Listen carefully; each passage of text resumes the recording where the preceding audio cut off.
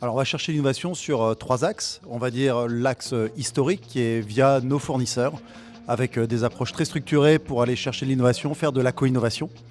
Le deuxième axe, c'est aussi toutes les innovations qui viennent de l'interne. On a un incubateur, un accélérateur en interne sur les 4 zones géographiques du groupe, donc qui est proposé par nos collaborateurs. Et le troisième, c'est vraiment de l'innovation, et c'est certainement la plus difficile, l'innovation par écosystème, c'est-à-dire mettre en place de nouvelles chaînes de valeur qui vont créer de la valeur et de l'innovation au travers de différentes strates de notre relation fournisseur.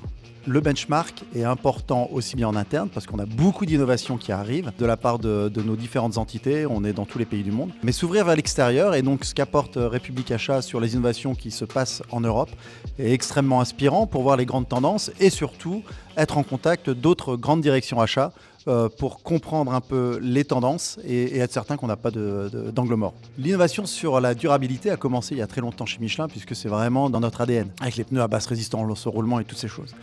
Ce qu'on voit actuellement, et c'est vrai avec toutes les crises qu'on a vécues, que ce soit la crise en Ukraine, le détroit d'Ormuz, c'est une véritable synergie entre les questions d'innovation sur la durabilité, mais aussi de résilience.